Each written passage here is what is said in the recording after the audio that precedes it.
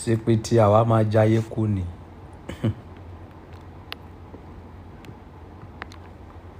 A ò ní sọ ẹ̀sìn jù pé ká jayé kú gbèrègèdè ká gbádùn kú. Kò sẹ́ni tó gbádùn tó mi ní gbogbo àgbáyé. This is King Solomon of this time. Go and read about King Solomon in the Bible. Go and read about King Solomon in the Bible. You will know that this is King Solomon in the Bible that come back. Okay? Abagbadu pan.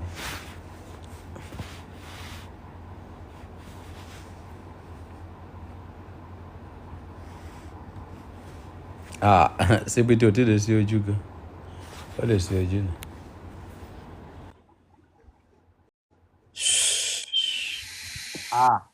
Ọba fàájì yìí pọ̀.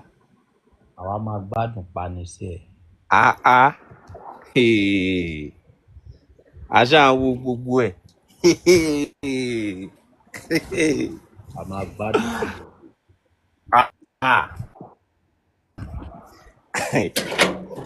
Àmọ́ ṣá wo pé ó dà pé nǹkan ńlá kan ti tún zẹ̀ nìyẹn ọba. I'm a billionaire in my territory. Ọlọ́run. Mo ṣáà rí fídíò lénìí, mo rí fídíò sínú mi mọ̀ kó ti padà sí Nàìjíríà gan. Àjọ wa ń bì í. Ó pọ̀ ọba fàájì pọ̀ ọba. Ayé ò le. Ayé ò le o. Ẹ fọ̀nà ọmọ yín. O jára ẹni. Ọba ẹjọ́ ẹ ṣàánú mi. Kémi náà máa jọ dáwọ́ bá kí n máa ṣe fàájì bọ́ bá ṣe ń ṣe yìí náà. Tó bá ṣe fàájì bí mo ṣe ń sè wọ́n á lé ẹ̀kọ́ ńlò.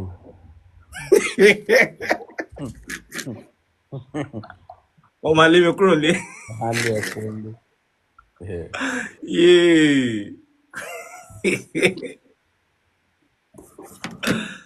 Ọba ọpọlọ náà la máa lò. Fàájì táwa ń ṣe yìí. Kò sí ọkùnrin tó lè ṣerú ẹ̀ tó lè gùn lẹ́nu. Àfi tó bá ní kọ́kọ́rọ́ sọ́wọ́. O ti rí ọkùnrin tó ṣerú fàájì tèmi ṣe. Mi ò rí rí o. Kéèyàn jẹ́ married man kó máa gbégbé ayé báńsẹ̀ lọ. Mi ò rí rí o. So iṣẹ́ ló débẹ̀, àṣìṣe débẹ̀. Sometimes máa wò pé ṣé oògùn lẹ máa ń lò ní kò tẹ̀ yé mi rárá ni. Èyí ń sojú lásán. Iṣẹ́ ni kéèyàn tó gbóbò wá láti Amẹ́ríkà wá sí Nàìjíríà. Ojú lásán lẹ pè. Ó lọ fà gan-an. Bọ́ọ̀bá àwọn oògùn yìí ibo lẹ ti ń ṣe ṣèjọmọlúàbí ni àbí ibo ni sódà a máa lọ ṣe tiwa náà. Má bọ̀ kí ló ṣẹlẹ̀? Okay. Ọba àgbáyé. Ó pọ̀ jù. Ọba àgbáyé.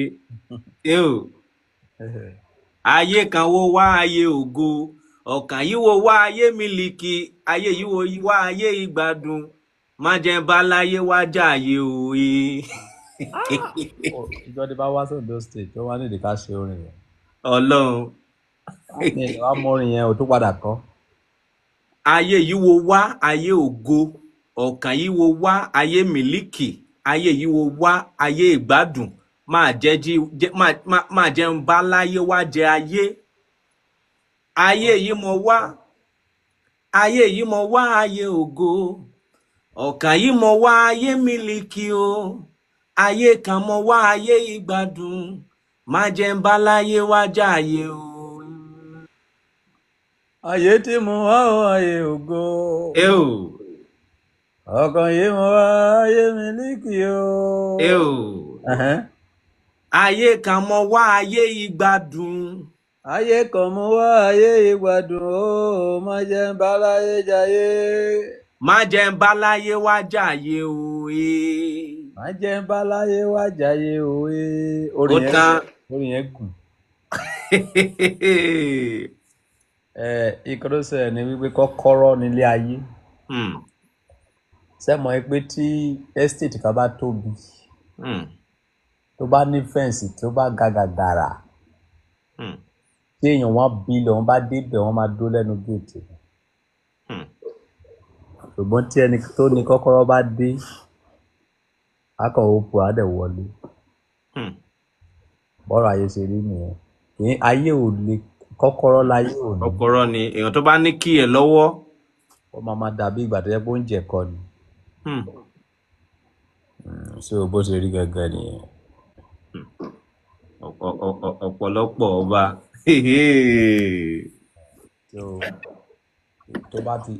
Tó bá ti fẹ́ gbénú ayé wàá kọ́ jókòó wàá béèrè lọ́wọ́ ara rẹ pé kí láyé fẹ́. Tí o bá ti wá béèrè pé kí láyé fẹ́ wàá wá fún nǹkan tí wàá wá béèrè lọ́wọ́ ara rẹ pé kí láyé fẹ́. Kí ni ìwọ fẹ́? Nǹkan tí o fẹ́ láì ní owó lọ́wọ́ o ò lè rí. Nǹkan tí ayé ń fẹ́ láì fún ayé o ò lè rówó gbà. Wàá wá fún ayé ní nǹkan tó ń fẹ́. Tó bá ti wá gbowó lọ́wọ́ ayé wàá wá fi ra nǹkan tí ìwọ fẹ́. Tó bá ti wá sọ wípé rárá o mi ò lè ṣe báyé ṣe é ṣe o wàá jẹpẹtà máyé wàá rá máyé wàá kálákàkú. Ṣé o bó ṣe ń operate nìyẹn. Ilé ayé kí ní kọ́kọ́rọ́. Ṣé o bó ṣe rí nìyẹn. A ò lè délé lọ́la ń sì kí ìyàwó máa rájú pé níbo làwa ti ń bọ̀. A ti kọjá gbogbo level. A tẹ̀ tún máa wò yín gan lórí live. Àwa máa délé lọ́la oúnjẹ wa máa ti wà lórí tébù. Kò ní sí question wípé níbo lẹ ti ń bọ̀. Báwo lọ ṣe máa lọ bá woman yẹn ní hòtẹ́ẹ̀lì ìpéjọba bá kò sí yẹn kò sí ìgbà tó jẹ́ bẹ́ẹ̀. Ẹni tó wá gan ara ẹ̀ balẹ̀ ẹ̀rí bó ṣe tẹ́ mi lójú ó sì yàn pẹ̀lú fún yín. Ara ẹ̀ balẹ̀. Wọ́n ti miss yín ni ó ti pẹ́ láti jọ́ ọjọ́ yìí. Kò sí wípé wọ́n máa lè wá dènà dèmí lọ́la. Kò sí yẹn ilé ayé nìyẹn. Ẹ ti ní kí yẹn lọ́wọ́ ti pẹ́. Láti gbà o. But táyé ò bá dá ẹ lóró ò lè ní kí o. Ẹ̀yin tẹ́ wà ní comment section yẹn kan sọ ó dìgbà tẹ́ bá gbègbè kẹ́ tó double tap. Ẹ̀mẹ́lẹ̀ mo ti sọ fún yín pé tí bá ti wà lórí internet ẹ máa double tap kẹ́ máa share. This platform made for ìṣubú àwọn kan àti ìgbédìde àwọn kan. Ok ẹ máa double tap tí bá ti wà lórí live kò dìgbà tí bá sọ pé tap tí bá ti sọ̀rọ̀ tó ní ìtumọ̀ ẹ máa double tap. Kí ni mo sọ ẹ̀sìn kó tó ìkó mo sọ pé wọ́n máa double tap. Ẹ sọ̀rọ̀ nípa ayé náà ni key náà ni. Ó ní nǹkan tí mo sọ ẹ̀sìn kó tó ìkó wọn distract.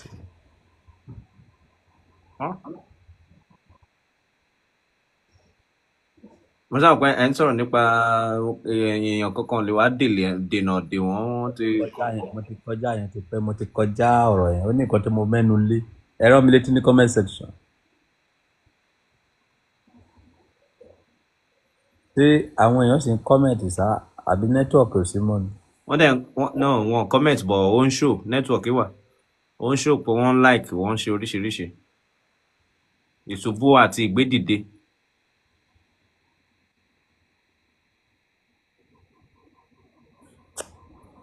Kì í ṣe nǹkan tí mo sọ nìyẹn. Ìṣubú mo dárúkọ ìṣubú pọ̀ tó ní kí nǹkan tí mo fẹ́ wọ̀ lọ tẹ́lẹ̀. Kọ́kọ́rọ́ ayé you said key is life. Kọ́kọ́rọ́ ayé.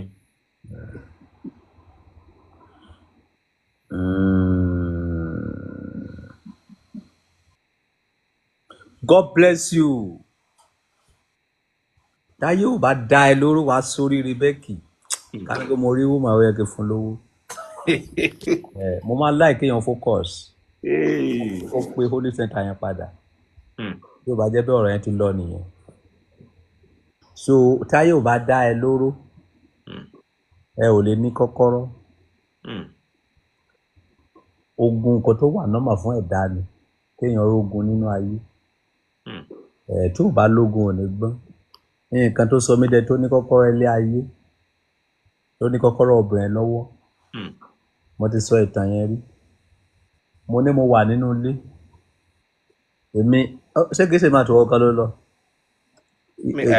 Tẹ bá sọ̀rọ̀ lọ́sìn. Ó tẹ̀lé mi lọ ni máàní tí mo lọ sí ilé ẹ̀ tí mo lọ fún wọn lówó pé mo gbélé yẹn rí ló ti pa nídèpé. Àjọ lọ ni. Tẹ ṣàlàyé ìgbà yẹn pé ẹ ṣọ̀kadà ìgbà yẹn lẹ́ti ṣọ̀kadà.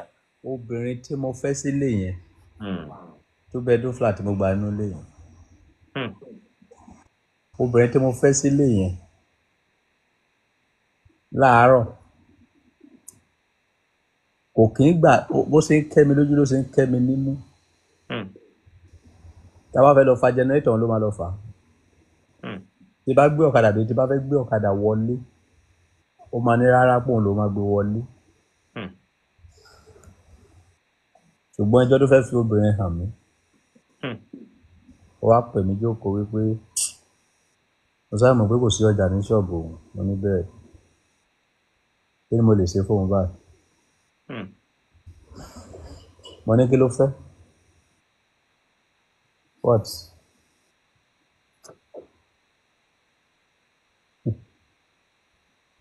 Mo ní kí ló fẹ́? Ó ní kí n ra bíìlì aṣọ 3 fóun. Eré òkìrìkà ló máa ń tà. Thrift. Ní ṣọ́ọ̀bù wọ́n sì ń lo ṣọ́ọ̀bù ẹ̀dì sí kí lédè yẹn. Ṣọ́ọ̀bù tó náà ló fèsì UBA ló ti pa ẹ̀. So mo wá fún ní 300,000. 300 nígbà yẹn wọ́n máa ń gbé bíìlì aṣọ ní 50,000. Arábìnrin tá ń sọ yìí tí ó bá so oúnjẹ nílé tí mi bá dé kò ní jẹun. Tí n bá ra nǹkan níta tí mi bá délé mi ò ní jẹ. Bẹ́ẹ̀. Abèsè lédè wa. Mo máa ń lọ́ọ̀bù gan. Ó mà ṣe o. Bí mo ṣe fún ní 300,000 nígbà yẹn owó ni. Owó ńlá nígbà yẹn àwọn ti pẹ́. Ó wá lọ gbé bíìlì aṣọ 4. Sẹ́mọ̀ pé tí àwọn olókìrìkà bá dé, sẹ́mọ̀ pé wọ́n máa ń pe kíníkan ní first grade. First grade òkìrìkà. Select ẹ̀kọ́ nínú aṣọ yẹn. Bẹ́ẹ̀. Ìjọ́ tó gbé aṣọ yẹn dé yẹn. Ọjà tó tà lọ́jọ́ yẹn lọ́jọ́ tó gbé aṣọ yẹn dé. Ìgbèdé báyìí. Àwọ̀ 250. Ó padà sílé lálẹ́. Nígbà tó di alẹ́ àjọ dóra àjọ ṣe fàájì àjọ sọ̀rọ̀ àjọ wo fíìmù àjọ ṣe. Nígbà tó máa di láàárọ̀ ó lọ gún iyán. Ó gbóbò fún mi mo do. Ẹni mo fẹ́ sáré débì kan tó máa padà sílé lọ́la. Ó ní no problem. Ó lóun lọ ṣọ́ọ̀bù. Kí tó padà dé. Àti ṣíà o àti bíìlì aṣọ o àti tẹ́lì o mo gbọ́ fáwú mo lọlẹ̀ bẹ́ẹ̀ ni aláyàwá lálẹ́ lè mi. Mi rò pé ẹ mọ ìyá mi tó wà lájàgbà yẹn. Tó bá yẹ pé ọpẹ́lọpẹ́ màmá yẹn nígbà yẹn máa kú dànù. Wọ́n kó gbogbo ẹ̀ wọ́n kó lọ. Ó kó gbogbo ẹrù ilé mi àti ṣí àti everything àti aṣọ tí mo rà fún àti everything ó dẹ̀ lọ láìṣẹ̀ láìrò láìsọ pé kó báyìí ni mo ṣe. Mo dẹ̀ ti jiyàn náà wọ̀. Mo dẹ̀ jiyàn láàárọ̀ mo dẹ̀ di dóbò láàárọ̀ kí n tó jáde. So mo pass through feelings yẹn for more than 1 year. Hmm. Ni mo fi ṣe àìsàn ìfẹ́. Hmm. Ìgbà tí mo wá gba ìwòsàn, mo wá wá kọ́kọ́rọ́ obìnrin lọ. Hmm. Àwọn ló fà á tí mo fi ń gbádùn lélẹ̀. Hmm. Ká ní pé woman yẹn ò ṣe nǹkan tó ṣe yẹn fún mi, Hmm. mi ò ní máa kọ́kọ́rọ́ obìnrin. Ẹni mọ̀ láyé. So ó nọ́mà kéèyàn gbógun tì ẹ́, ó nọ́mà kéèyàn dalẹ̀ ẹ́, Hmm. ó nọ́mà kéèyàn ṣe nǹkan tó bá wọn sí ẹ nínú ayé. Kì í ṣe pé ẹni ẹ̀ ń ṣèkà sí ẹ, wo kẹ́kọ̀ọ́ wo fi lẹ́ẹ̀nì ni. Hmm. So ibi táwa ti rí kọ́kọ́rọ́ obìnrin bá pàdé nìyẹn, wípé obìnrin kọ́ o, wọn ò fẹ́ àpọ́nlé, wọn ò dẹ̀ fẹ́ ẹ̀tẹ́. Hmm. Má kẹ́ wọn, má pọ́n wọn lé. Torí kí yẹn Kí ńlá ni. kí ìyẹn ni wípé tóbìnrin bá sọ pé ìwọ ló lówó orí mi, ìwọ náà sọ pé ìwọ nìyàwó mi. Hmm. Tóbìnrin bá sọ fún ẹ wípé o máa bẹ̀ mí nísìnyí, sọ pé mi ò rí ẹ. Hmm. Nǹkan tóbìnrin fẹ́ nìyẹn. Ẹni tó bá ti yá dìde fóbìnrin lóbìnrin máa ń ba ojú ẹ̀ jẹ́. Hmm. So nǹkan tí mo kọ́ lára obìnrin nìyẹn. But tó bá fẹ́ jẹ́ kí wá fún ẹni kọ́kọ́rọ́ yẹn lọ́fẹ̀ẹ́. Hmm. Pàkúté ẹyọ kan tí obìnrin fi mú ènìyàn, òun ni irọ́. Hmm. Tẹ́ bá parọ́ fún obìnrin, tẹ́ bá fẹ́, tí obìnrin yẹn bá fọwọ́ gbá òbú ẹ̀ tó bá ṣépè fún ẹ, ò lè bọ́ ńbẹ̀. Hmm. So ẹ̀yin ọkùnrin tẹ́ bá ti há sí ẹ lè bọ́ ńbẹ̀. Hmm. Nǹkan ẹyọ kan tẹ́ lè fi bọ́ ńbẹ̀ àfi tóbìnrin fún ẹ bá sọ fún ẹ pé òun ò ṣe mọ́. Hmm.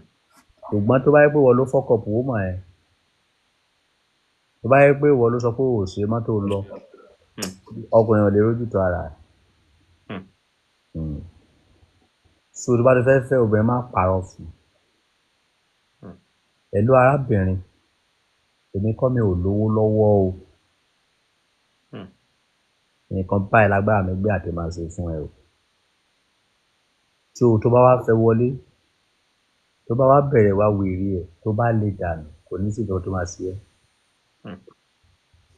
Ṣùgbọ́n don't worry, I will take care of you, I will do this, I will do that. Ó wá fẹ́ wọlé tán, ò wá ní agbára kíní yẹn. Ó wá lọ yàn àlè, ó wá lè dànù. Ó ṣépè fún ẹ, èpè yẹn sì máa mú ẹ. Ó máa mú ọ. Kọ́kọ́rọ́ ayé obìnrin nìyẹn. Má sọ gbogbo fẹ́ àti girlfriend o, àti hook up o, àti oníṣó o, àti obìnrin tó bá fẹ́ sílé o, má purọ́ fún wọn. Purọ́ fún wọn. Nǹkan tó bá ní ni kò sọ, nǹkan tó bá lè ṣe ni kò sọ, nǹkan tí ò bá ti lè ṣe má sọ. Ọba èèyàn tó wá sọ̀rọ̀ Lamborghini, nǹkan tí ò ra Lamborghini. Confirm. Ṣé rí ọ̀rọ̀ Lamborghini? Má ṣe Lamborghini, content lásán ni. But àwọn ọlọ́gbọ́n nìkan ló lè yé. Ṣé ẹ mọ̀ wípé ọjọ́ tí wọ́n sọ̀rọ̀ Lamborghini, bẹ́ẹ̀ni, bí ọjọ́ kejì sọ́jọ́ kẹta ni Lamborghini wọlé. Ó tó jáde bẹ́ẹ̀. But bó ṣe wọlé kò sẹ́ni tó mọ̀. Gbogbo wa kàn gbọ́ wípé lady yẹn ti ra Lamborghini. Bẹ́ẹ̀ni. Ó ṣiṣẹ́ ní Dangote office àbí? So content ni lọ́dọ̀ ti mi. Ṣe content. Bóyá ó ní nǹkan kan tí wọ́n fẹ́ gbé jáde tí wọ́n fẹ́ káyé focus. Àbí wọ́n fẹ́ fi promote lady yẹn.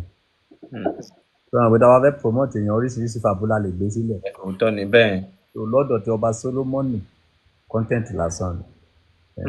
Kò sí ọkùnrin kan láyé tó máa fẹ́ dóbìnrin tó máa lọ bóun fẹ́ ra Lamborghini fún. Lamborghini. So tó bá jẹ́ pé o tiẹ̀ lówó yẹn o ò ní sọ.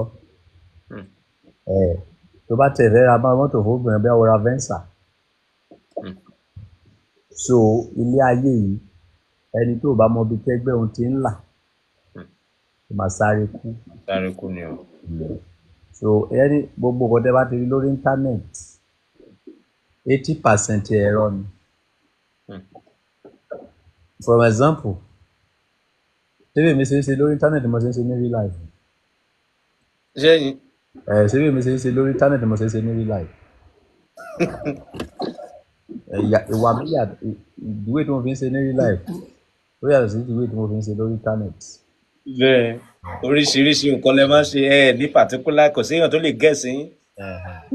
So ìgbé ayé mi ó yàtọ̀. So nílé ayé tí a wà yìí béèrè pé kí láyé fẹ́ fún ayé ní nǹkan tí wọ́n fẹ́ kó wá gba owó lọ́wọ́ ayé kó fi ra nǹkan tí wọ́n fẹ́. ọ̀rọ̀ tó bá ti lọ ń tẹ̀lé ni. For example nísìnyí irúfẹ́ ọjọ́ tí Ògìdán fi àdá lé mi. Bẹ́ẹ̀. Àwọn èèyàn believe pé reality ni. Reality ni. Wọ́n mọ̀ pé content là ń ṣe. Content. Because the way tá a fi build kíní ẹ̀ kò sẹ́ni tó lè mọ̀ wípé content ni because the way tí mo fi sáré lọ bí mo ṣe ṣubú yẹn. Wọ́n mọ̀ pé èmi nìkan ló dá ṣubú. Because a ṣe kíní kó dàbí pé ó real. Ó real. So that is how social media ayé ò fòótọ́. Irọ́ tó ń fẹ́ yẹn fún wọn. Ọ̀rọ̀ rírùn tó ń fẹ́ yẹn sọ sí wọn létí. Tó bá ti sọ sí wọn létí wàá fi gbà tọwọ́ wọn. Tó bá ti fi gbà tọwọ́ wọn wàá fi owó tó gbà lọ́wọ́ wọn wàá fi ra ọmọlúwàbí. Ọmọ tó bá kó wá sílé ní mọ̀lẹ́bí máa respect. Máa respect àwọn ló mọ̀ lọ́mọ̀. Ìṣọ́ọ̀ṣì tá a lọ lọ́jọ́ yẹn ìgbà tó wó bẹ̀rẹ̀ sí sọ̀rọ̀ wọn ò mọ̀ bóyá ẹlẹ́mìí èṣù ni mí. Tọ́gbà millions lọ́wọ́ bá. So tó bá kó wá sílé láyé máa respect kò sí èdè tó kan ayé kan ẹ̀wọ̀n ṣe gbáwo ṣàwọ̀. Hòtẹ́ẹ̀lì tí mo sì sínú ẹ̀ yìí 500,000 per night. Lábẹ́òkúta. Tálákà ò lè sùn sí bẹ́ẹ̀. Mo dẹ̀ gba mẹ́rin. That is 2 million naira. Because àwọn tó tẹ̀lé ìyàwó mi wá pọ̀. Sójà tẹ̀lé wa, dẹ́bà tẹ̀lé wa, PA tẹ̀lé wa, gbogbo ẹ̀ ló tẹ̀lé wa, escort tẹ̀lé wa. Ọlọ́run. So ìyàwó ọba àgbáyé worldwide ti Amẹ́ríkà. So àwa máa gbádùn kò ní. Ìgbádùn ni ọba Ọlọ́run ti bá ẹ ṣe ọba.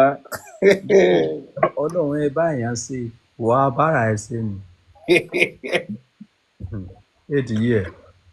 Ọba ò question tó tẹ̀ ń bá fún mi nínú ọ̀rọ̀ tẹ́ sọ lẹ́ẹ̀kan nípa obìnrin tó kú gbogbo àwọn ẹrù yín tó kó sá lọ yẹn tó dẹ̀ dáná fún yín láàárọ̀ yẹn ṣé inú abọ́ kan lẹ ti jọ jẹun láàárọ̀ yẹn kó tún lọ. No.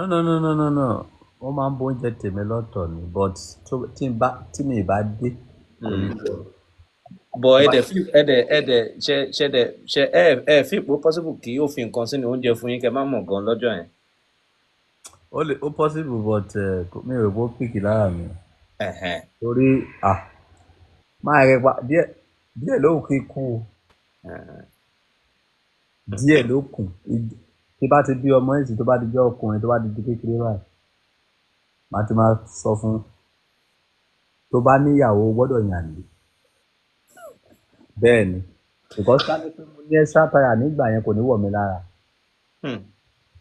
but mi ò kì í ní girlfriend ní àbọ̀rànbọ̀ yẹn náà ló sì bá mi dé ọ̀dọ̀ Abigail tí mi kì í fẹ́yàwó ló yẹ kí n fẹ́yàwó bíi 3 ni kò mọ́ mi lára because sẹ́wọ̀n pé Jehovah Witnesses mo ṣe ẹ̀jẹ̀ yẹn sì wà lára mi ẹ̀jẹ̀ ẹlẹ́jọ̀ ó fà yẹn lòun bá direct me and my wife ò ní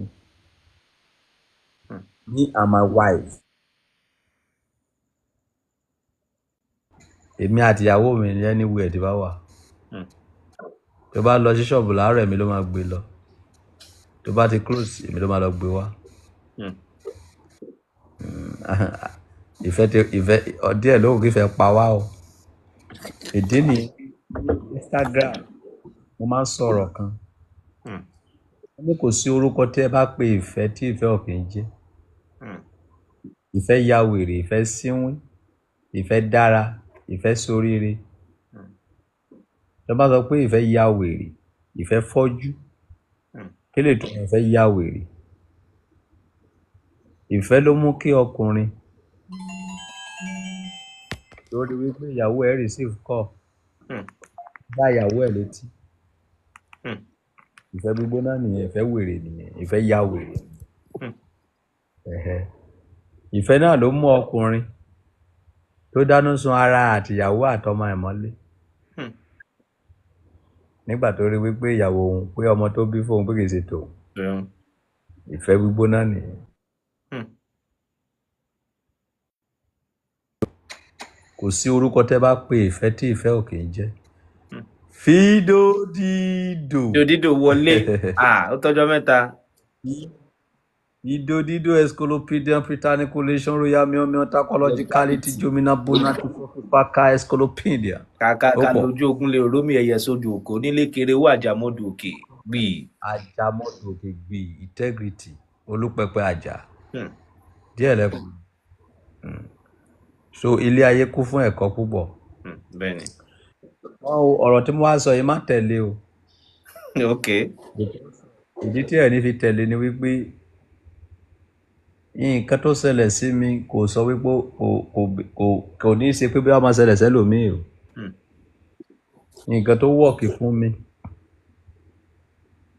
kò wọ́ọ̀kì fẹ́lòmíì. Not possible. That's true. Ọ̀nà tí mo gbà ẹlòmíì wà nínú ayé yìí tó jẹ́ pé relationship ẹyọ kan ló ní ló bá darúgbó. Obìnrin ò fọ́kọ̀ pọ̀ ẹ̀. Irú àwọn yẹn sì gbogbo nǹkan tí mo sọ yìí kò lè ní ìtumọ̀ létí wọn. Because wọn ò lárú ẹ̀ kọjá. But 80% àwọn ọkùnrin ló ti lá nǹkan tí mo là kọjá yìí.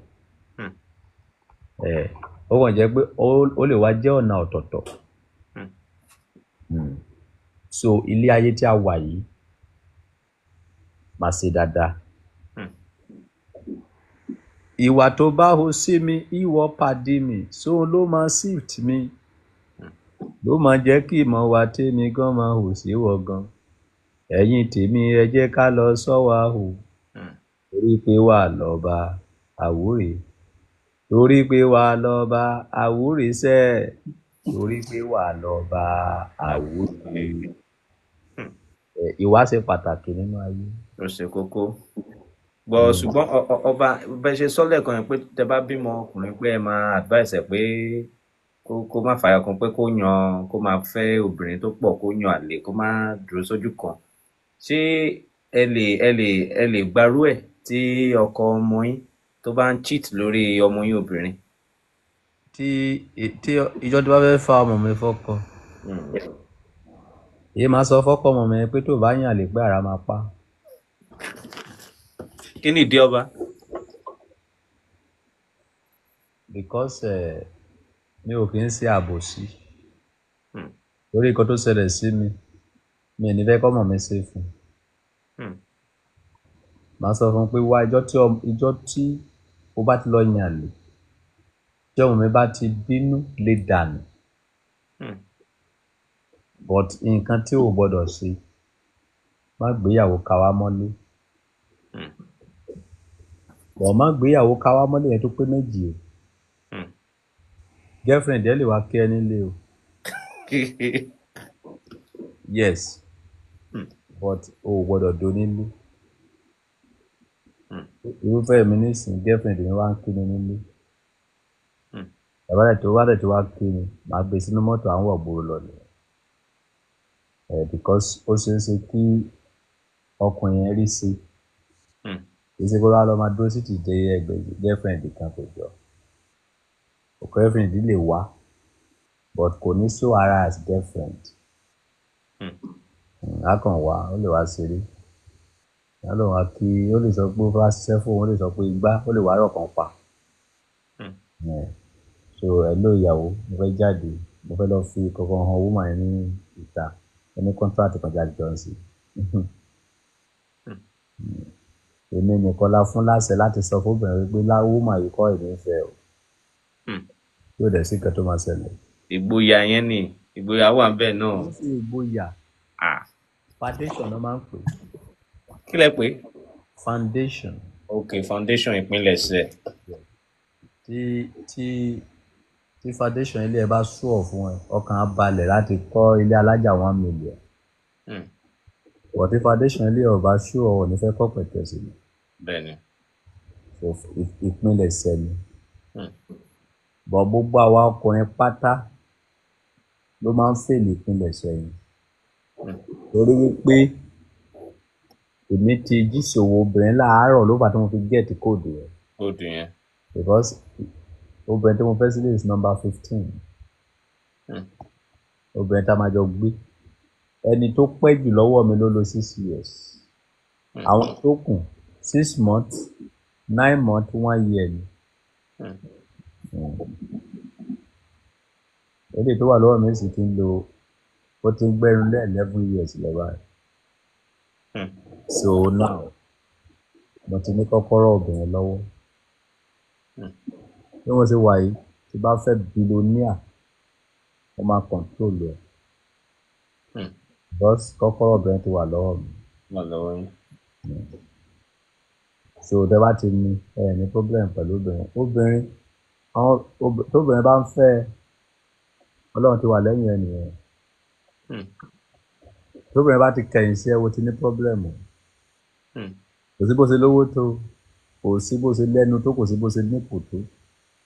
Tóbìnrin bá ti lè kẹ̀yìn sí ẹ pé obìnrin bínú sí ẹ tó dẹ̀ jẹ́ pé ọkùnrin yẹn ló ṣẹ̀ àbí ọkùnrin ló dalẹ̀ ọkùnrin yẹn ò lè bọ́ ń bẹ̀ o. Nǹkan ẹyọ kan tí mo maintain láti kékeré mi nìyẹn bí mo ṣe wà ní ìṣẹ́yìn fóbìnrin rí. Tó bá ti lóyún wa bí mi. Ó ní nìyẹn bí nìyẹn tó bá wá lọ ṣe lẹ́yìn nǹkan. Ìyẹn mi ò mọ̀ ń pa ẹ̀ kò sí lọ́rùn mi mọ́. Àwọn ìdí oríṣiríṣi ló kàn wà níwájú mi níbí. Àwọn ìdí tó kàn ń lọ tó kàn ń bọ̀ yìí mo kàn ń wò mo kàn ń rí. Fàájù mọ́jú kẹlẹ́lẹ́. Mo kàn ń mèmí orí wípé ẹ̀yin gan fi style wò. Èmi nìkan tán. Tọ́ba jayé. Ìhun ọba wa ṣe láyé jù ká jayé. Ayé ọlọ́ba. Ẹ̀yin èèyàn wọ̀nyí kọ́ àti double tap kẹ́ tó parán rà kó ṣe díẹ̀ lè share live yìí bẹ̀. Ó yá ká share live yẹn ẹ share live ẹ double tap. Àwọn àmàkálẹ̀ kẹ̀ra níbẹ̀ yìí. Àmàkálẹ̀ níbẹ̀ yìí à ń pọ̀ níbẹ̀ yìí yá ká double tap. Ìwọ ìkálẹ̀ yóò bá ra níbẹ̀ yìí send request. Ká ṣe meeting náà máa yé tó bá jẹ́ ìkálẹ̀ comment pé ìkálẹ̀ mo ra ni. Ẹ̀yà wọ̀ bá ṣe kálẹ̀ comment fọwọ́ ọmọkálẹ̀ ọ̀dàgbé wọlé. Aya ok ọmọkálẹ̀ Clem Wole Express. Ọ̀tí ìkálẹ̀ tí ẹyẹ lè sójú. Má sí ojú. Ẹ̀yà sójú ẹ̀. Má sí ojú báyìí. Àkáàbọ̀ o. Àkàlẹ́ o náwà. Àkàárọ̀. Kí ìkálẹ̀ ti rán kẹ. Igbó tako ni o. Igbó tako jáde lílọ. Ọlọ́run. Olùyàn ayé kẹ. Mo lè wà ní Scotland. Ìkálẹ̀ ní ní. Ẹ̀nà. Kì í sẹ́yìn mo bá wí. Yankee for life. Ayé ìkálẹ̀. Sikúùlù àǹfààní yìí. Aberdeen, Scotland. Àwọn ọmọ ìkálẹ̀ travel o. Àpọ̀ ibi ikú dábàá. Especially àwọn ọmọ rèlè. Ipa tí bí nẹ́mì àpọ̀ ibi wa rí everybody. Àwọn ọmọ rèlè rìn wọ́n á dẹ̀ sóríire gan. Àwọn ọmọ rèlè wọ́n rìn wọ́n káàkiri gbogbo ayé ni. Yankee for life sí ọmọ ìkálẹ̀ yẹn ká.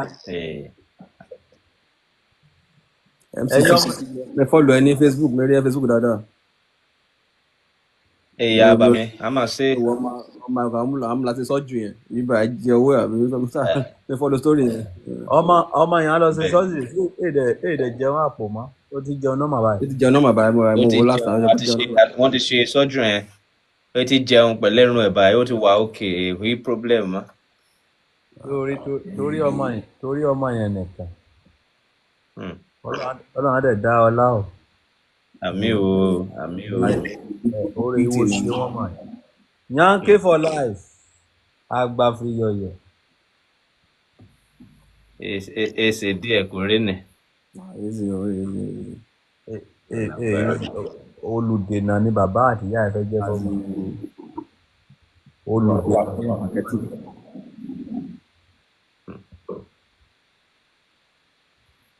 Scotland ẹ gbádùn UK rí yẹn. UK ọdún náà ní ẹsẹ pé gbàdí pé èkó ìdí àìdá ọdún òun rèé rẹ ni. wọ́n ti rí adúlé lọ nígbà òun wá anytime. Yankee for life ṣé ìkálẹ̀ ara ni. Ṣé èdè kan ra náà èyí ó yàn tó kálẹ̀ sá. Ga o. Àràrà náwó ìkálẹ̀. Ó ga ọba. Ṣùgbọ́n òun yóò yà mẹ́rin ọmọ ìkálẹ̀. Èyí bá fẹ́ sórí ló máa ṣe oríire tán ni, èyí bá fẹ́ tálákà ọmọ tálákà kò ní kó ṣẹlẹ̀. Gbẹ̀gùn tẹ̀lé sọ́ọ̀sì. Àwọn àdẹ̀ gbọ́n jù ni. Ọba a máa fọ̀kúnnẹ̀ pé àmàkálẹ̀ ti gbọ́n jù. Mẹ́rin àgbẹ̀ ti bẹ̀rù gángan ọ̀gbìn bẹ̀rù jù bá pọ̀ ìkálẹ̀ ọ̀gá. Kí a ti gbọ́n jù ọba kún amín pẹ̀lú àgbọ́n jù yẹn. Gbogbo nǹkan ní kálẹ̀ fi gbọ́n. Ìbá ìjẹ́ nípa gbígbé ọ̀rọ̀ kalẹ̀, gbígbọ́ ọ̀rọ̀, fífi fún ọ̀rọ̀ yíyẹ kúrò.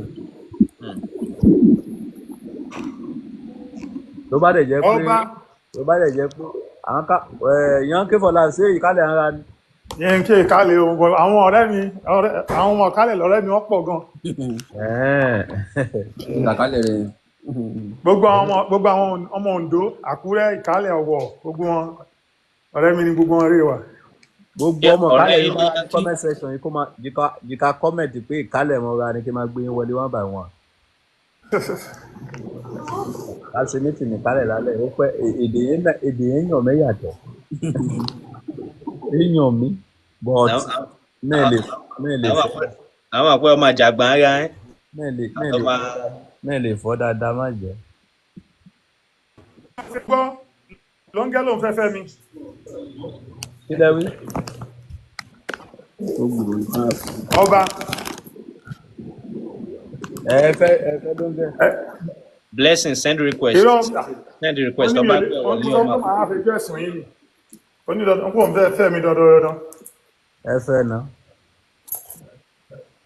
Èmi kẹ̀mí ò lẹ́mi ló ń gẹ̀ bá ọba ti fẹ́ pa mí ni. Ọmọ ayé ni ló ń gẹ̀. Blessing yìí wọlé ó jọ ọmọ àkótógbò. Gbogbo wọn ni mo ti gbé wọlé, kò sí ilé tó wọlé ní. Bóyá wọ́n dókó lọ́wọ́. Wèlé yẹn títò èyí náà wọ ọba yìí.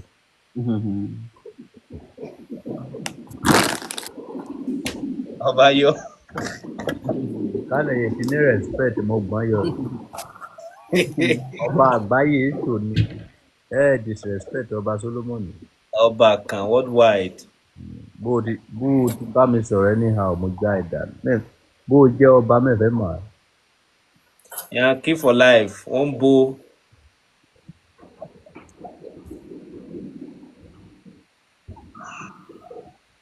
Organic. Ìkálẹ̀. Mo kíyàn ọba ìkálẹ̀. Ẹ̀kálẹ̀ mà ṣé ìkálẹ̀ nìyí mà. Lẹ́sọ̀. Ṣé ìkálẹ̀ nìyí ni? Ará Èkìtì ni mí. Ẹ sí ojú yín. Mo ti pé 1000 mo ṣe join TikTok mi. Kéè ti rí kẹ. Ó sàn. Mo ti pé 1000. Kéè ti rí TikTok mi. Kéè ti rí. Àlàáfíà lè máa yà ṣé àlàáfíà lè yà náà. àlàáfíà yẹn ga. Èmi sá mi ò lè sọ Èkìtì bọ̀ mo gbọ́ kò síbẹ̀ sí lè fẹ́ lọ tó mo gbọ́. Ìyókù. Síbi tí mo gbọ́ Èkìtì. Mo gbọ́ díẹ̀. ọba tí bá sọ pé ogbókìtà ojókòó líbre kí ló mi sọ. Òtítà náà stool. Kíní ni o gbé stool ìjókòó ló gbé yẹn náà. ẹ gbọ́. Ọ̀ya ń bá fọ̀ ọ̀ya Yankin for life tí wọ́n bá sọ pé àtàpó ńkọ́. Àtàpó. Mímọ̀ jẹ́ bẹ́ẹ̀. Ẹ ti sọnù bẹ́ẹ̀ the same nǹkan tẹ́ sọ yẹn òtítà yẹn ni àtàpó. Kì í ṣe Èkìtì nìyẹn. Kì í ṣe Èkìtì. Yìí sọ Èkìtì èmi sọ Oǹdó ni èmi sọ Kálẹ̀ ni. Kálẹ̀ làwa sọ yẹn. Ìkálẹ̀ là ń sọ. Nàbà fọ àká kẹ́ àká nàbà fọ àká yẹ̀lú ọ́nẹ́. Mi mọ̀ ni o. Mọ̀ ni o. Mi gbọ́ ni o. Ọkọ̀ tó bá sọ pé lùkùlùkù là jẹ ojú ẹ̀ kọ́. Ó péré yẹn. Òkè ni lùkúlùkù tó máa ń pa adìyẹ. Lùkúlùkù yẹn pẹ́ adìyẹ lùkúlùkù tó máa ń pa adìyẹ. Máa lọ lọ́rùn. Ló máa jẹ ojú ìyàn. Òun ló máa ń gé lọ́rùn òkè. Nà. Dàbà fọ lọ́ọ̀bẹ̀jú gbọ́n mi kọ́ ẹ̀ náà kẹ́.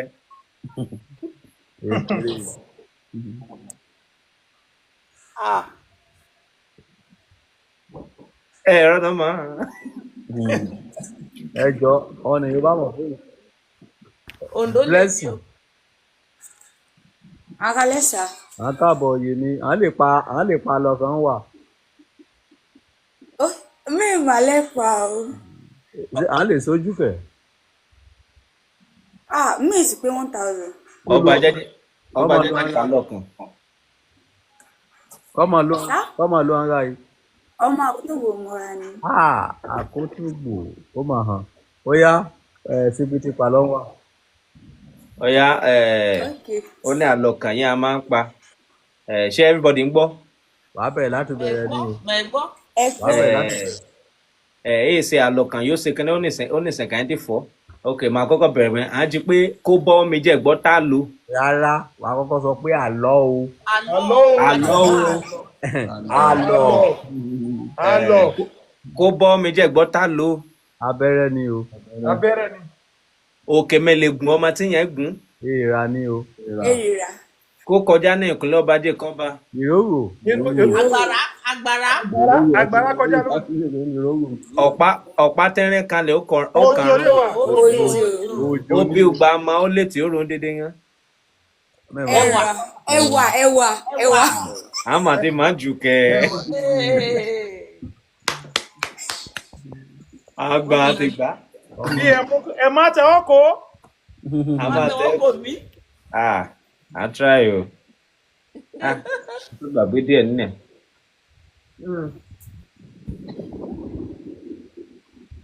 Ó yẹ ká ní association of Ìkálẹ̀.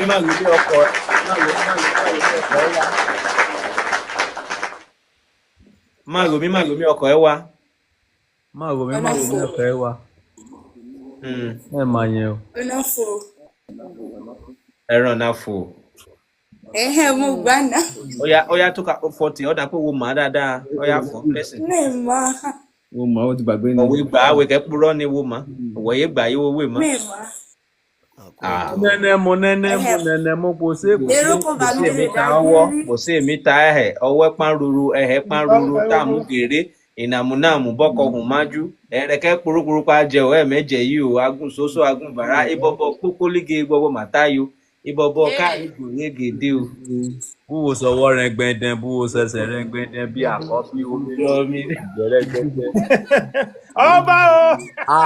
Apẹnulé. Orí ẹwà ń tẹ ọba Ọlọ́run. Apẹnulé. Adigun. Àkó ètò bàbá. Kúlù ẹni títò yìí kẹ̀. Udàrí mú gani. Ọmọ ọ̀dànrè. Sọ máa dànrè. Ọ̀dànrè èsì kálẹ̀. Ẹ̀mẹ̀gbé ni. Sọmọ kálẹ̀ ara ni. Ọmọ òde ìrèlè mú gani. Olúrelé ẹgùn bowé tí fojú ẹ̀rọ rò kan àtirẹ́ni ká báyìí. Ó sì wà mí. A lè palọ̀ kan wà. Mẹ́ máa lọ o. Gbénúlé. Mo gbé díẹ̀.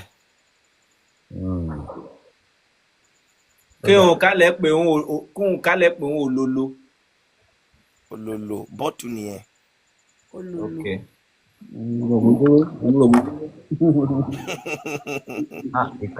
Kóhun ìkálẹ̀ pé òun ìsáyà. Ìsára. Ìsáyà kẹ̀kẹ́ Ẹyin gàrí yóò dì. Kàbọ̀ ọba gàrí yóò yàn. Gàrí tó dì. Ìgá.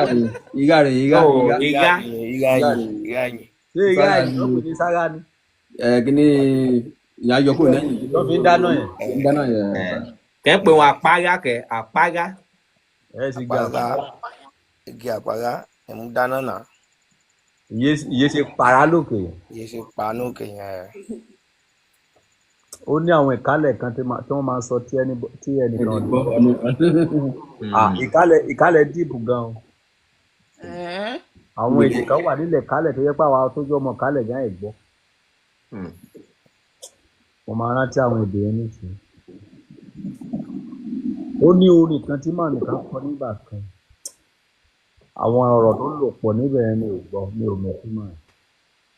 Máwo. Mi ò rántí màá nìyẹn ní. Ó lọ orin kan pọ̀. Ṣé ṣe rántí orin yẹn? Mi ò rántí orin náà. Ó lọ orin pọ̀ lọ títí ayé. No, kọfọtẹ wọn gẹ̀rẹ́ ó kọrin yẹn.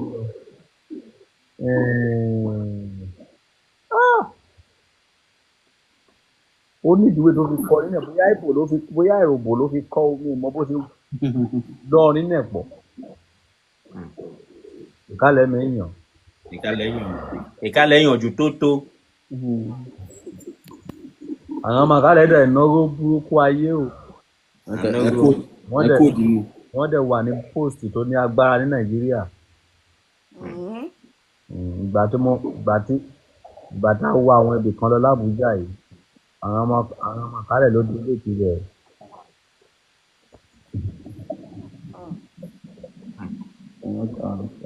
Àwọn ipò ọ̀ríjínà àwọn àkálẹ̀ onímù.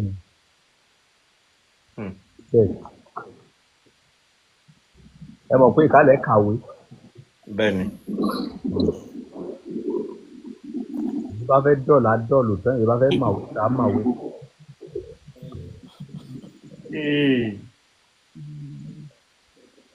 Èkìtì láyé kàwé ọba, Èkìtì màwé gan. Èkìtì kàwé. Ìṣe àkàwé o, kí ìké ìjẹ́bẹ̀. Mo jẹ́ àkàwé. Gorúkọ wa ọ̀fọ̀ ìyá ni fountain of knowledge. Yeah. That's what I'm trying to say. Like Ekiti are educative, like academically they are sound. Yes, we are. Yeah. Ẹja tó kalẹ̀ o. Ẹja tó kalẹ̀ àtọ́. Ìkálẹ̀ jágan. Ìjàgàn àkàwé tó mú skit máa kálẹ̀. Àkàwé tó mú skit máa tiẹ̀. Gbogbo àwọn ọmọ ìkálẹ̀ pátá Yorùbá fẹ́ gbọ́n ọgbọ́n yẹn á ti pọ̀ gbóló.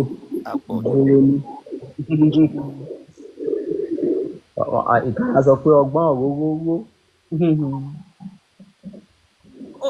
Ó dáa kí nǹkan máa gbélé. Àwọn àfihàn yóò fi kéèyàn tẹ̀lé kọ́. Àní máa mọ ògùn.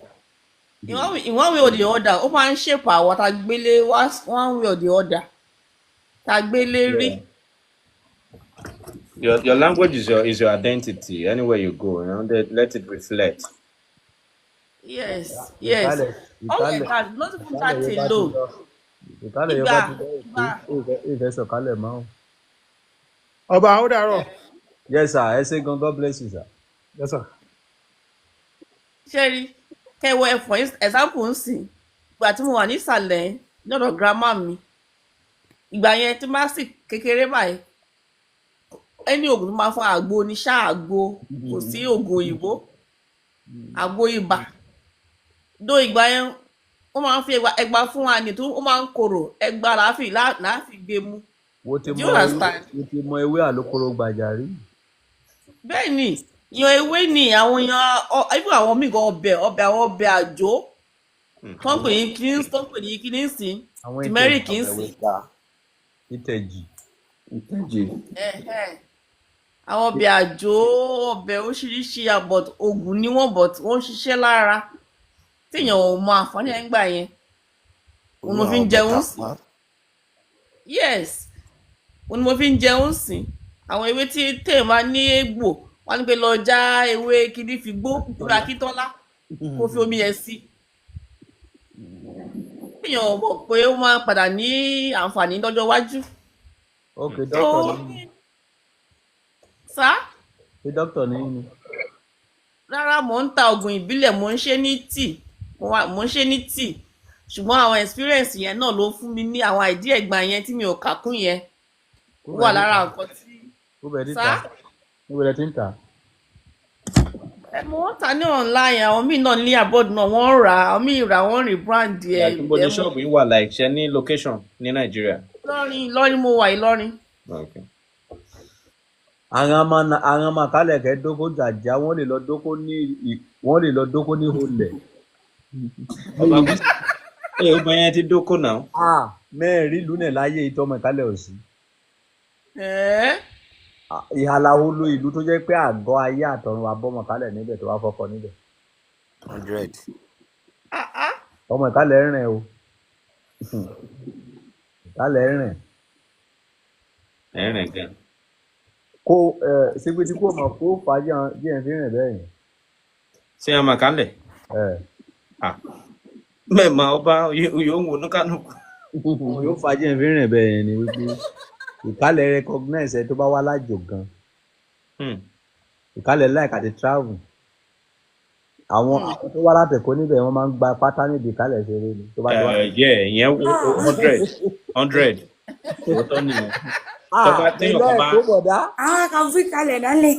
Téèyàn kan bá wá lóòótọ́ sincerely téèyàn kan bá wá tó máa ń sọ Yorùbá. Obìnrin àwọn máa fọ́ fún.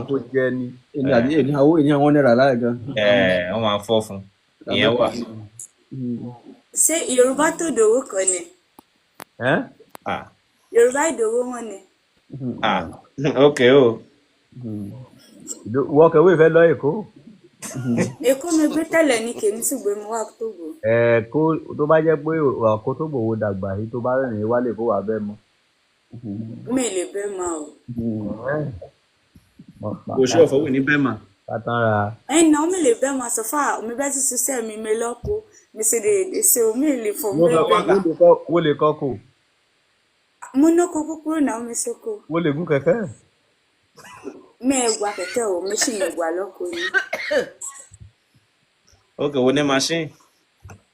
Mi sì mi gbé lọ́kọ yìí. Ok. Àrà pọ̀ nílẹ̀ kálẹ̀ jẹ́. Àrà pọ̀ o. Mo dẹ̀ fẹ́ la help wọn kan láì náà kó tó gbò very soon. Owó ra ní oko báyìí náà. Aka expect ra níbẹ̀. Ṣé ìwọ kẹ́ ti náà kọ? Mate náà kọ, I'm still single. ọmọ ọdún mẹ́rin. Ṣé mi? 26. A lè ká fẹ́ ra kẹ̀. Kò sí ráàdì. Ó sì. Mo máa fún un kan jùlọ ẹ báyìí mẹ́tọ́. Dáàdì MC Sípítì ọ̀nà mi fẹ́ ni. MC Kẹ́ni. Aláyàmọ̀ ńlá rẹ̀ ní Sípítì. Maka manager maka fẹ́ bẹ̀rẹ̀. Ìyá fẹ́ bẹ́ẹ̀. Sípítì wo fẹ́ fẹ́? Má fẹ́ bẹ̀rẹ̀. Ẹni sún ọ. Ó yá Sípítì dáhùn. Ẹ̀gbọ́n mi o. Ọba. Dáhùn ó lóun fẹ́ fẹ́. Ọba kílẹ̀ sọ. Woman yẹn Mo fẹ́ fẹ́. Ó ń tòsí ó wà bold. 100%. Ó nágbára. Lágbára ọdún fẹ́fẹ́ yín kó máa manage yín. Shoot the shot here. Shoot your shot. YMSMMB, God bless you. Ọba ṣé bébí yín ò ti máa bínú bí tẹwà yìí báyìí? A ti ṣe òun yá fẹ́ ṣe tán. No, mọ́jú lé ogún jẹ́ náà. Ẹ̀yà máa tún ṣe míì kì í ṣe àwọn máa ṣe gìrìgìrì lọ́wọ́ ẹ̀. Díẹ̀ ni. Tábà ti da ẹ̀kan àti da ẹ̀kejì síra tó ń wá. Wọ́n wà ní half time. Ìdájí ló dẹ̀kùn ká ṣe táago 5 kó ká fún gbọ̀nà díẹ̀ lọ. Kó máa padà sí ibi tó ti ń bọ̀ ó jìnnà. Ó ti dọjọ́ míì rè. A máa tó múra lẹ́kọ̀ọ́ ní next week. A lọ Laka Point of Kaina. Ok, ẹ máa lọ Lẹ́kì. Ṣé kí n máa bọ̀?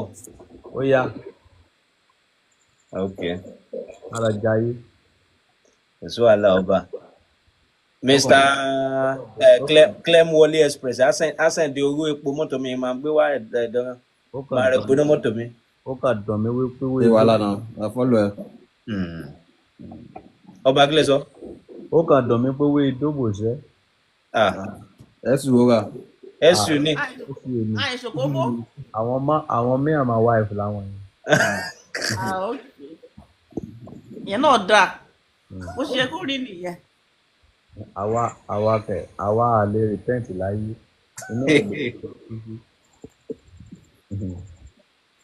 Blessing. Síbi tí sọ pé òun fẹ́ kí ló dé wá sí báyìí. Ṣé ó fẹ́ tipátipá ni? Blessing ò sí ní mọ́. Gbogbo dátà ti tún. Àkótọ́ ṣùgbọ́n wà ń bì. Bóyá mo kọ́ off mic. Ó lè jẹ́ network. Dátà ti lè tán sí ẹ̀. Oríṣi àṣírà dátà báyìí, wọ́n máa ti increase dátà gan. Wọ́n ti increase ẹ̀ òótọ́ ni o. Olówó èlò dátà báyìí. Wọ́n ti increase owó dátà o. Irú àwọn MC Kenny nìkan ló lè rí dátà lò. Ọba mo fẹ́ rówó ẹ̀yin náà lẹ́ ń fún mi lówó ọba. Gbogbo ayé mà wípé olówó ni ẹ́. Àmì o. Èyí ti pósítà kẹrì òun Blessing orí yóò fi sọ pé òun fẹ́ orògbó nífẹ̀ẹ́.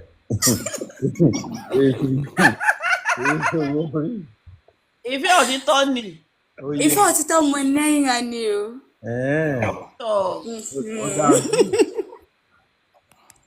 Kí irúfẹ́ òtítọ́ kí wo orí tó kí wà yíwo mà yíwo fi sọ pé ìfẹ́. Okay, à ń ṣe jàǹbìrì.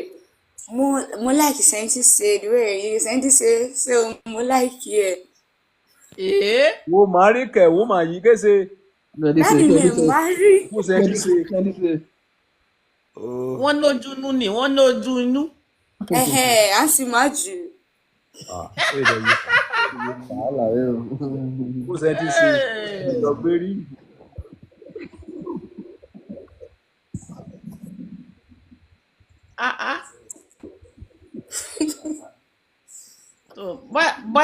Back and try, but Clem Wọlé Express, àbí? Clem ẹ bá wa dá yìí ná. A bá wa dá ọ̀rọ̀ yóò yí ilẹ̀ yìí. Wo kéde ṣe wíìtì fún àwọn àbá kéde ṣe dẹ́ fún àwọn àdá mọ̀. Wo láìsẹ̀ dé ṣe kéde ṣe fún àwọn àdá mọ̀. First time mo rí ní ọjà Rìlè ní time rẹ̀. Okay. So mo lára wọn ní ọjà. Fún àwọn owó rẹ̀. Mo láìkì ṣe yóò ti ṣe níjọ́ yẹn yóò fọ ìgbéyà. Àdìgbà ọtí trip wọn. Àsìgbà ẹ̀ mi ti fọ ìjọba lè ọba ṣe mà ti bọ̀ ìwé náà wọn. Okay. Àkìmọ́lẹ̀ rẹ̀ bá mú. Mẹ́kìdínà fún ẹ ní. Wàhálà. MC wo mo ká ẹ̀dọ̀ o. Mo ká ẹ̀dọ̀ MC. Àwọn ẹgbẹ́ gbé ẹ̀pọ̀. Ẹ tẹ sọ̀rọ̀. MC náà ló ẹ̀pọ̀. Ẹ ṣe mọ́lẹ̀ tó fẹ́ ṣe báyìí sí. Èmi tó rún ti ń kùn báyìí.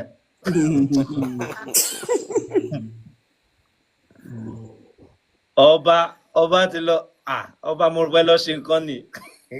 Ó kọ́ lọ tẹ̀yàn ni. Okay. Ìsàyè kan ọba jẹ kú. Ọ̀pọ̀ ọba. Ayé ọlọ́ba. Àjọ mo nídìí ọmọ kálẹ̀ kan yẹn mo fẹ́ but ó gbọ́dọ̀ fine. Ó gbọ́dọ̀ fine. Kí ni túbọ̀ fún ìtẹ́fẹ́ explain. Jódẹ̀ lè yọ ọbẹ̀ ta pọ́n. Ó máa ní owó lọ́wọ́ kí lédi yẹn. Ó máa ní. Ẹ sọ wọ́pẹ̀ ẹ ṣàkà tó mọ́wọ́ kọ àwọn tó fẹ́ ka mọ́ kọ náà. Mo máa mọ́wọ́ òun. Ọ̀ tó gbọ́dọ̀ lówó lọ́wọ́. Òkè ẹ̀ yóò hàn rìn náà. Ó máa ní ìdí. Ó máa ní ẹ̀yìn. Ó dẹ̀ máa ní fine face. Ó dẹ̀ máa lo mọ́tò. Ẹ wọ àwọn ará yẹn kò ní. But kò compulsory kó máa gbé nìkalẹ̀ o. Wait, compulsory ká gbé nìkalẹ̀. Anywhere tó bá náà ó lè gbé nìkalẹ̀. Kó sáà ti jẹ́ ọmọ ìkálẹ̀. because ṣé ẹ fẹ́ má rí ẹ̀ ni àbí side chick? mo fẹ́ fẹ́ sílé ni o because mi ò tí ì rí ọmọ mi ò ní orí ọmọ ìkálẹ̀. ìgbà tẹ́lẹ̀ sọ pé ẹ lè láì kẹ̀kẹ́ travel out ń sìn tó bá pẹ́ travel out ẹ máa rí owó tó pọ̀ nbẹ̀. MC Yes. travel out. a mọ̀ pé àwọn ìpàdé oríṣiríṣi obìnrin ní sí àwọn bá ọba fẹ́ náà. On a method in I'm on my money, most of them are outside. Okay. Àwọn bá fẹ́ ní tòsí náà yóò bá ń tòsí. You got to see. Fine. No, say for being fine now. No, a kà gbọ́ ó bá àwọn bá rí owó náà tó fine. Ọba lè mọ̀ ngán àwọn pé màtọ́ba àjọra ni ọba lè mọ̀ Ìyẹn bá mà. Wọ́lá ìwọlé lẹ́yìn náà. Àwòrán mẹ̀nẹ́mẹ̀nẹ́. Dìyà Abigail lè bá gbá ẹ mú. Àwọn lọ́yìn.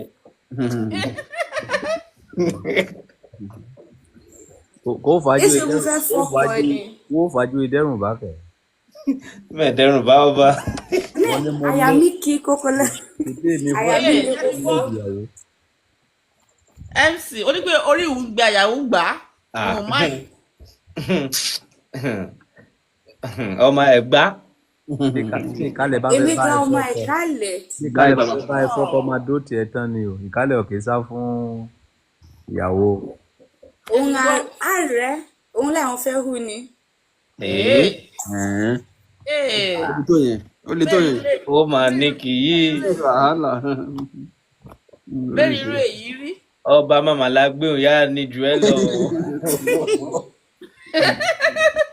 Wọ́n kẹ̀wé mọ̀ mí. Ọba Jápa.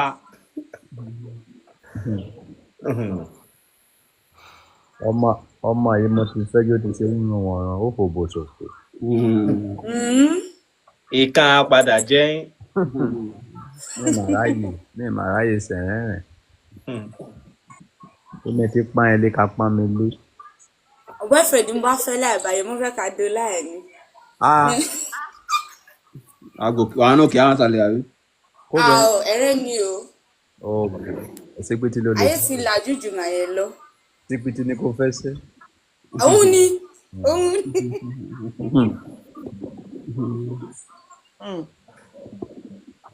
Dynamic organ ẹ̀yí kẹ́ ti lọ́kọ̀. Ẹ̀gbọ́. Dynamic organic. Ẹ ti lọ́kọ̀. Náà àti papọ̀ mọ́ bọ̀ mi ò tí ready for relationship ń sí. Bọ̀sẹ̀ ti bímọ sá. Lágbára Ọlọ́run. Gbogbo yín mo kà á lẹ́yìn kẹ́ gbogbo ẹ̀ hàn náà. Kí lẹ sọ? Gbogbo nǹkan tí mo kà sílẹ̀ ẹ̀ ṣe gbogbo ẹ̀ lẹ́yìn. Bí kì í ṣe ọmọ Ìkálẹ̀ Èkìtì ni mí, mo ní mọ́tò. Ara ìkankan náà ni. Wọ́n ní mọ́tò. Gbogbo nǹkan tí mo kà sílẹ̀ ẹ̀ ṣe gbogbo ẹ̀ lẹ́ni.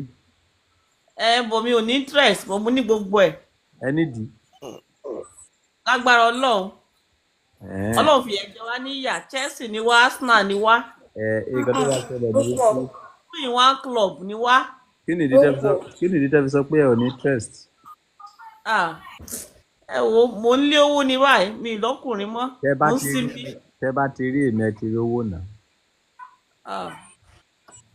Ọba Solomon is a billionaire, not a millionaire.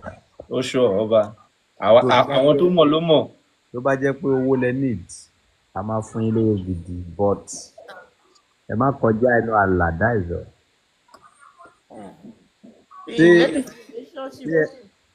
Kí lẹ wí? Mi ò ready for relationship ń sìn, business ni mo tẹjú mọ́. Ìyá yìí ṣe bó owó lẹ ń wá kiri. Ìkan òdì kan múnà, ìkan òdì kan lọ́wọ́ náà. Business yìí gan tẹ́ ń wà yìí gan. Àwa tún lè bá yín gbé business yìí gan. Ọdún náà rí dáadáa. Mo ń wá ṣùgbọ́n mo fẹ́ wá fún ara mi, mo fẹ́ fi àgùn mi wá.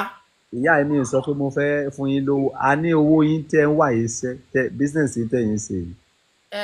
A lè connect ní tó jẹ́ pé owó tẹ́ fẹ́ wá fọ́dún mẹ́wàá kẹrin láàárín ìdí nìyí ẹ. Ṣé láyé fẹ́ mi ẹ̀ lè connect mi ni? Kò sígbà tá a ní padà pátá nídìí ara wa. Rárá. Because tí a bá padà sí connection yẹn ní deep tó. Pátá onírin ni mo wọ̀ kò ṣe ń fàya. Wọ́n máa lo sọ. Mo fẹ́ béèrè gbọ́dọ̀ kan lọ́wọ́ ẹ̀yin obìnrin. kí ni àǹfààní okó ọ̀fẹ́ téèyàn dó tó ṣàǹfààní kankan àti ẹni tó sọ pé òun fẹ́ dó ènìyàn tó dẹ̀ jẹ́ pé ó máa sọ èèyàn tó lóríire kí ni tóbìnrin bá sọ pé òun ò ṣe dísẹ́ǹtì ni àbóbìnrin yẹn irú èèyàn wo la lè pè irú obìnrin bẹ́ẹ̀ tí ò dẹ̀ tí ì lọ́kọ sílé.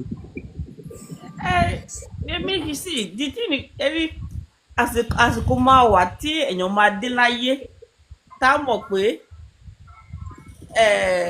oore òun kò sí ní abẹ́ pátá anybody lẹ́fún yẹn ni mo wà ń sìn mi ò tí ì débi tó yẹ kí n dé o ṣùgbọ́n mo máa débẹ̀ but oore mi ò sí lábẹ́ pátá anybody mi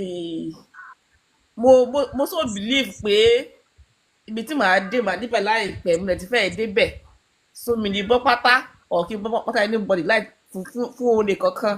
ok tí ẹ bá wá bọ́ pátá fẹ́ ní bọ́ọ̀dì ẹ máa padà bọ́ pátá fún ikán sá. fún kí ni. fún ikán. kí o lè gé mi jẹ. no tí ẹ bá bọ́ pátá fún èèyàn nísìnyí tẹ bá darúgbó ẹ máa padà bọ́ pátá fún. gbogbo la máa ṣe yẹn gbogbo la máa ṣe yẹn. tani wá ń tọ́jú òbò yẹn fún gangan la fẹ́ mọ̀ kí ni àǹfààní ẹ̀ kí ni àǹfààní títọ́jú tẹ́ ń tọ́jú ẹ̀yin làwa fẹ́ mọ̀. mo tọ́jú ẹ̀ fún ara mi. fún kí ni àǹfààní tó fẹ́ ṣe fún yín. ìkan tó ṣe fún mi náà ló máa ṣe fún mi tó ṣe fún mi nísìnyí ló máa ṣe fún mi. àǹfààní ẹ̀ kò jù pé kẹ́ fi tọ̀. lẹ́yìn kẹ́ fi tọ̀ kò sí nǹkan tó wúlò. ìkọ́ àtàwọn èèyàn mọ̀ ni pé sí tí ẹ pé kí n fi tọ̀ ẹ ṣe I accept that at the same time too tó bí ọkùnrin bá bára wọn nìkan papọ̀ there is more to it spiritually than just the enjoyment. ṣe iná mọ̀. Like what? Like what? God bless you. Thank you. If I want like nínú sọ pé èmi náà wọ́n ń ṣe tíì gbọ̀ngbé nílẹ̀ Yorùbá tíì náà ní ewé àti egbò náà pè mo ṣe ní modernize. A time will come that some of us okay if a time will come in your life that you realize that at times when you meet some people you either lost things spiritually or you gain spiritually. And at times when you keep to yourself, you tend to gain more things depending on your beliefs, on what you believe in, on how you see yourself. At this level that I'm seeing myself, I see life beyond just the attempt. You meet people today, maybe sexually. Next day, you start losing things, maybe business-wise, otherwise. Okay. At times, you meet some people, you start meeting things positively. Nǹkan yẹn máa pọ̀ sí. Ìgbà tó pé ẹ máa meet, ṣe pé nǹkan yẹn máa kò máa bàjẹ́ ní ẹ máa pé ibo ló gbà.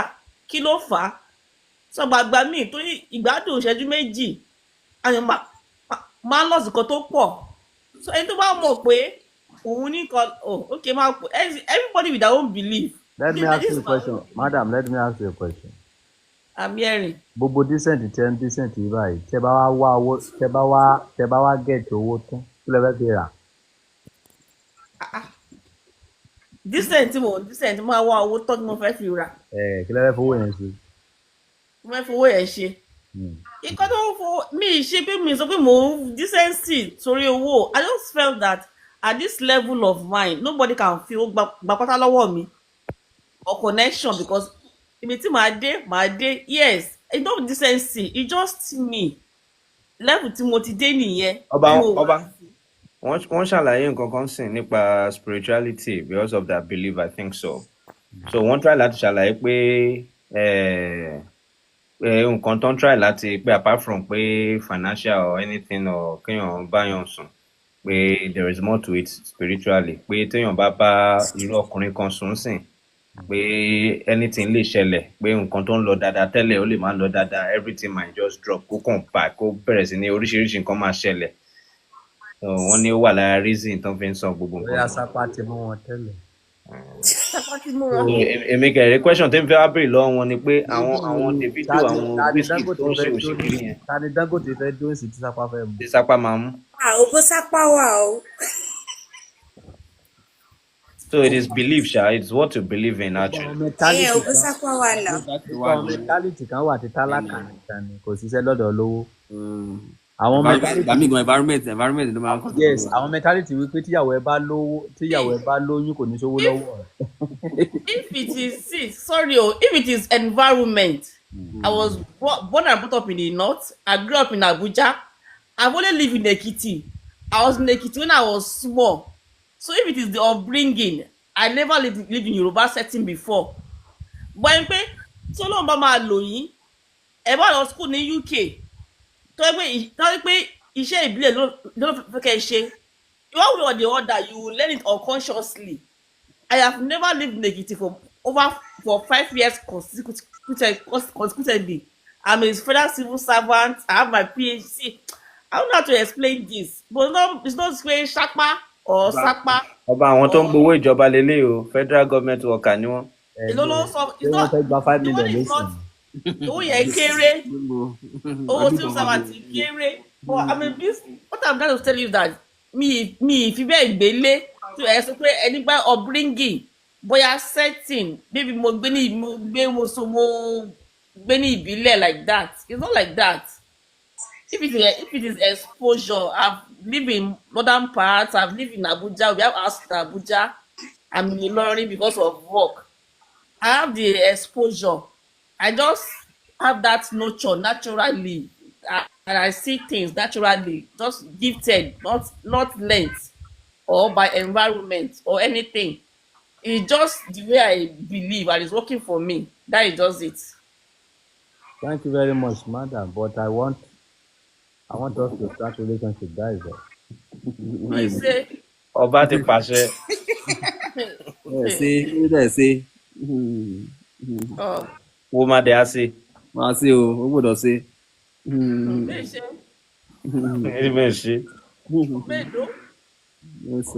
So about what you sell, about your organic stuff now. Àwọn kan ló máa ń lò fún. Bí àwọn tó ní high blood pressure, ó ń ṣiṣẹ́ fún wọn. We have high blood pressure tea. I need full stress relief, like maybe you find it difficult to sleep at night after every stress, makes you sleep well. I too need arthritis for body pain, joint pain. I need tea, I need balm. I too need. Ṣé mọ̀ pé ẹ ti ṣèpolówó ọjà lọ ẹ̀ẹ́dẹ̀ sanwó? Also very question.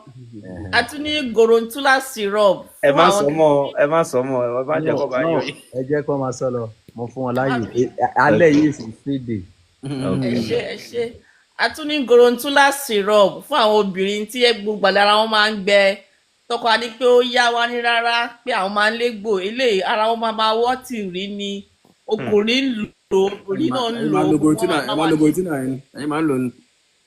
Tèmi mo ń lò náà iṣẹ́ pọ̀ bọ̀ kò jọ kí súnmọ́kùnrin tí bá lò tán tí bá jẹ́ obìnrin bá tí bá ní menstrual pain wọn ní menstrual pain even though wọn meet ọkùnrin body stuff máa ṣiṣẹ́ normal ó tún ṣiṣẹ́ fún toilet infection náà. Ó ń ṣe fọkùnrin náà jẹ́ kó wọ́n last longer. So wọ́n tá à ń ṣe nìyẹn so lọ fún alẹ́bùn yẹn ni naturally ó dẹ̀ ṣiṣẹ́. Profile woman ẹ̀ mo ti ń bọ̀ wọn ò fáìn wọn ọ̀dẹ̀ brẹ́wà wọ́n wà ní average. So ẹ ṣe o. So but ẹ̀yin yẹn ẹ ò ní picture ẹ̀yìn síbí. Ẹ fi di sáwọn gan. Mo fẹ́ di sáwọn. Yes, gbogbo píṣọ tí mo wò kò sí lè tẹ́ ti yẹ́yìn wá ń bí. Fẹ́ kí kámẹ́rà wọn búlò ní. Ẹ ò gbẹ́yìn wá rárá tọ̀. Iwájú ní bàbá. Ẹ̀yìn yẹn gangan lọ́nà dídì fún wájú gan lọ. Kò sí nǹkan níwájú, kò sí nǹkan tó lè fà níwájú, ẹ̀yìn yẹn náà ni.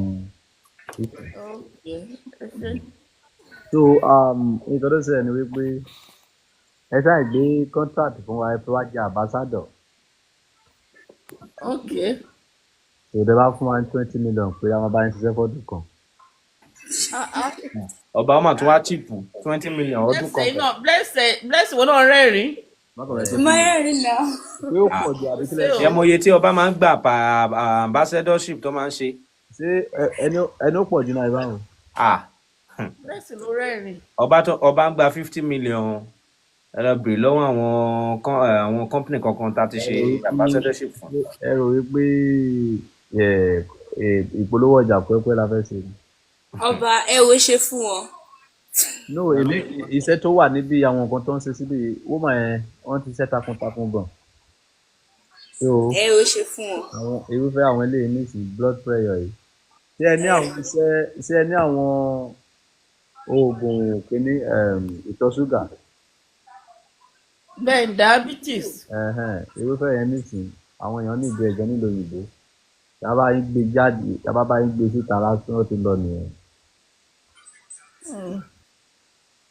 àwọn diabetes yẹn dààmú wọn nílò òyìnbó yẹn gan bóyá nǹkan tó ń jẹ ló fa náà àdánù. Too much of sugar náà ni but àwọn míì is hereditary wọ́n bá láti òbí wọ́n bá láti ara òbí wọn. ìtọ̀ ṣúgà tẹ sọ pé ẹni yẹn ṣé curable ni àbí preventable. Curable wà but curable yẹn. which of the type is it type 1 DM or type 2 DM? It's a type 1 but the thing is that as the person too we after taking as you're on our team we also tell you to what to avoid eating.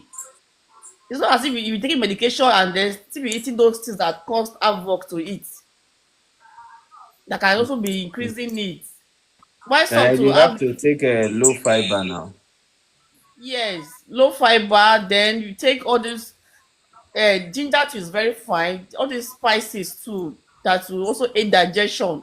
Food that are high in fiber are good.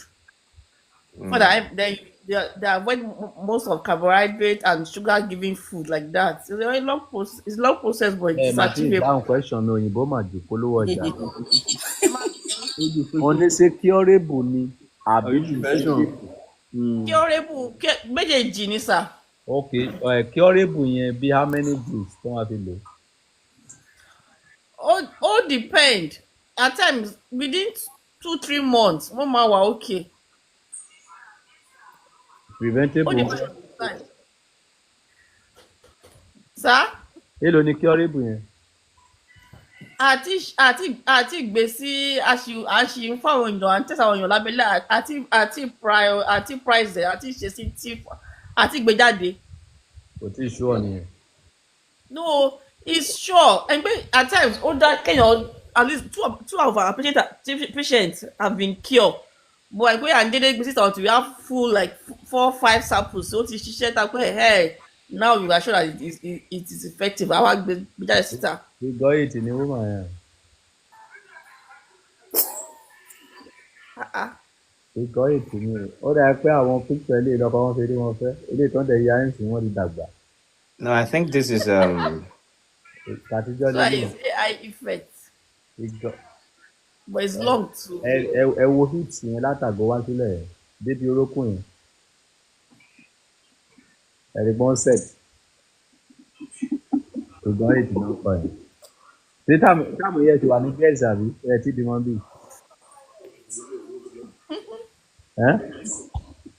Mo ti bímọ. I have 3 children then too. I have 3 kids. Kí sọmọ kékeré bùkátà ti pọ̀ nílẹ̀ yapa o. Àwọn ẹsẹ̀ ti fi tiri. Abájọ ẹ̀ṣin mọ́. Abájọ. Àwọn ẹsẹ̀ ti fi tiri sẹ́. Iṣẹ́ ọmọ fẹ́ ṣe bẹ́ẹ̀ ọba. Iṣẹ́ ìkà. Ẹ̀yin lẹ máa gbé bùkátà ẹni ọ̀rá yìí. Èmi náà wẹ́ dá gbé bùkátà. Àwọn ti lówó. Níbi ọ̀nà ní lówó. Wọ́n ṣe wà yìí wọ́n ti lówó bọ̀ kò sí bọ́n ṣe lè lówó tó wọ́n sì máa need help ọkùnrin. Wọ́n nídẹ̀. Ọkọ mi náà kù. Òun ló sọ owó àwọn ọmọ ẹ òun ló tó yà àwọn ọmọ ẹ. Ẹ̀yin fúnra yín ṣé owó máa ń tó olówó ni. No, ẹni pé mo sì máa nídìí ìlànà ọkùnrin mo sọ pé ọkọ mi ò kú. Ó sì ń tọ́jú àwọn ọmọ ẹ̀ school fees àwọn ọmọ òun ló sọ owó lé àwọn ọmọ ẹ̀. Irú mọ́tò wo lẹ́ ń lò mà? Sá? Irú mọ́tò wo lẹ́ ń lò mọ́ mi? Ṣé ẹni criteria ni kò mátà? I just want to know ṣé Benz ni àbí Benz? Àbí Lexus? 504 result. 504 àbí b2 504 ni mo 504 pidoti àbí b2 ayéjọ́ òun yẹn jàpá. lẹ́ńlò ara ló lówó ń dànù ara ló lówó ń dà. àbí ọba kí ló fẹ́ sọ nípa ọ̀rọ̀ mọ́ ni ìwé náà tó lọ́mọ́ fẹ́ fẹ́ yìí báyìí. ọba ẹ mọ ibi tá à ń lọ láàárọ̀ so mo fẹ́ lọ sí mo fẹ́ go offline. ó ti yé mi you are blessed. ṣe gbọ́ so. ó ti yé mi bye for now. All right sir. Anti-delmic organic ẹ ṣe kọ́. yes sir ó dàbọ̀ sir. Okay, blessing kò take care. ń dàrẹ́ sir. Àdìgún òòṣà ọba o. jáyé lọ. ẹ̀yà dynamic orange so wọ́n lè fi lọ nísìn so kí ni kókó báyìí. jẹ́ ká jẹ́ pẹ̀tù wáyé sí ẹ máa fẹ́ràn abẹ́ ọ̀fẹ́ mi. mi ò fẹ́ yín. ẹ sì tún sọ náà. àmì ìwọ́kọ̀. ok kí irú relationship wo la lè jọ sí. business lásán. kò gbọ́dọ̀ sí nǹkan láàárín ẹ̀. kí ni rí tí kàn fi ní sí láàárín ẹ̀. mi rẹ́dì ní jàre mi rẹ́dì mi. no sẹ́mọ̀ pé gbogbo nǹkan ló máa ń ní reason. ẹ lè sọ reason yẹn nísìsiyìí káwa tó kẹ́kọ̀ọ́ ń bẹ̀. so kí ni reason yẹn. reason tó wà ń bẹ̀ sí ni pé nǹkan tó wà níwájú mi sí ni pé kí n at least business kan wà àwọn kan wà tó yẹ kí n ti ṣe tí n ti dé tí mi torí ọ̀rọ̀ relationship mi ti débẹ̀ so now mo fẹ́ pa relationship mi tì náà kọ́kọ́ débẹ̀ wá tí wọ́n wá débi tí mo tún mo sọ pé ok o mo ti wà ń bẹ̀ ń sí o. nǹkan tí mo bá yín sọ kọ́lẹ̀ yín sọ sẹ́mọ̀ pé relationship pọ̀ oríṣiríṣi. relationship ọ̀tọ̀ pé mo fẹ́ fọ́kọ relationship wípé boyfriend and girlfriend tó jẹ́ pé wọ́n máa sọ́ra wọn kiri tó máa lóyè tí ọkọ gbọ́dọ̀ yàn lè tíyàwó náà gbọ́dọ̀ yàn lè ìyẹn náà wà. relationship tó jẹ́ wípé ara mi kún mo kàn fẹ́ tura ọ̀tọ̀ èwo lẹ ò fẹ́ níbẹ̀ èwo lẹ fẹ́ níbẹ̀. bí ìfẹ́ mẹ́tẹ̀ẹ̀ta. ok now tí ẹ bá wá fẹ́ mẹ́tẹ̀ẹ̀ta yẹn kí ni rí ìtẹ́ fi ń ṣiṣẹ́ nígbà tẹ́ ẹ bá gbádùn ara yín. èmi mo ń gbádùn ara ẹ pé nǹkan tí mo wá rí àsìgbádùn ọ̀tọ̀ọ̀tọ̀ ni. ok kí lẹ́yìn lè rí. kí lẹ́yìn fi gbádùn kí lẹ́yìn fi máa gbádùn. kí n gbé àmì jáde kí n ṣe shopping kí n jẹja kí n jadìẹ kí n jẹ kó tó wù mí gbádùn tèmi nìyẹn kí n gbọ́ music. ìgbádùn yín nìyẹn kò jù bẹ́ẹ̀ lọ. agbára Ọlọ́run. so bẹ́ẹ̀ ṣe wà ẹ́ nísìnyí àtọ́ ọdún mẹ́ta ti súnmọ́ ọkùnrin mọ́ báyìí. ọdún mẹ́ta.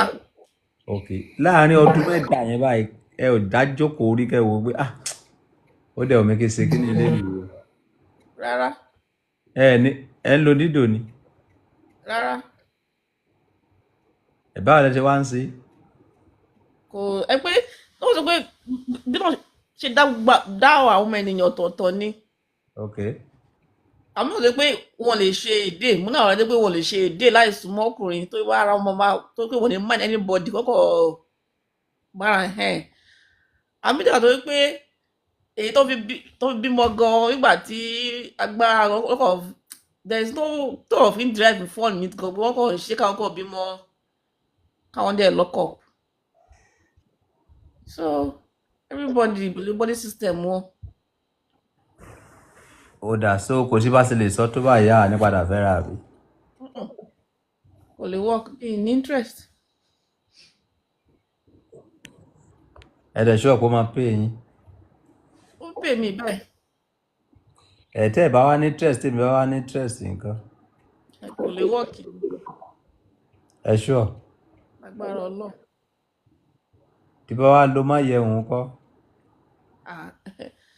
kì í ṣe gbóyàn lórí máa ẹ̀yàn mi lè ṣiṣẹ́ fún. kò lè ṣe lára yín. rárá. ok màá ní ẹ sọ bẹ́ẹ̀ tó bá wá ṣẹlẹ̀ lọ́la tí àwọn yẹn bá wá rí wa papọ̀ ńkọ́. níbo ló fẹ́ rí wa. mo kàn sọ bí ọ̀rọ̀ ni tó bá wá ṣẹlẹ̀ wípé àwọn èèyàn wá padà rí wa papọ̀ wípé àjọ ń ṣe wọléwọ̀de nǹkan kí lè máa wá ṣe sí. Wọlé wọ́ọ̀kì ni. ọ̀rọ̀ yẹn ti yé mi. Welcome to King Solomon Palace. So, ẹ bá ti ní àwọn product tó ṣú ọ̀kẹ́ jẹ́ kí mi gbọ́.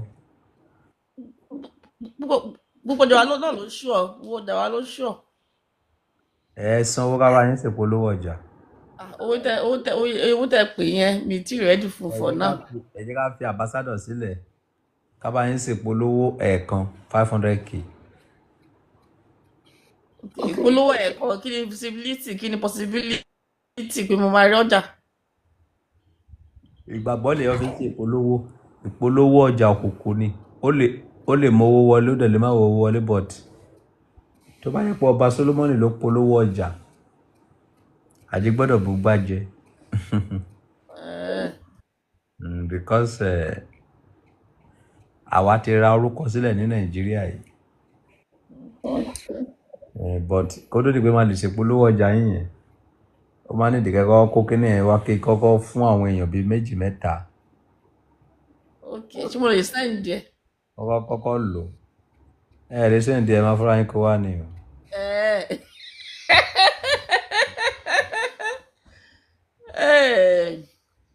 Ẹ fẹ́ ta pẹ́pẹ́. náà tẹ bá fúnra yín kó wá tí ò bá wá láti ní pẹ́ fẹ́ ṣe nǹkan àwọn ò ní lè ṣe anything náà àbí wá sọ̀rọ̀ business ni.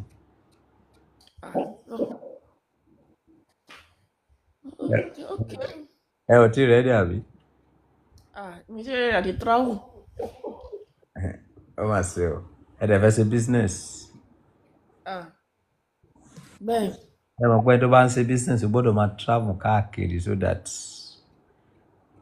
ẹ mọ̀ wípé ọjà agúnmọ̀ òwò ní kéèyàn máa ta all the time.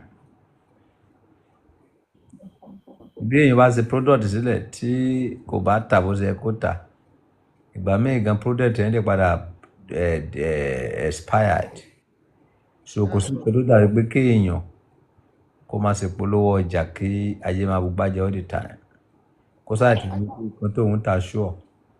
Ajá gbogbo jẹ nǹkan tí mò ń ta ṣọ ajá gbogbo jẹ. Ẹ jẹ́ ká wá sọ̀rọ̀ business ẹ̀ ìjọ́ lè máa wá. Sure o. Mo lè send ẹ. Sí èmi lè wá gbà. Sí èmi lè wá gbà. Rárá. Kí ló tún dé.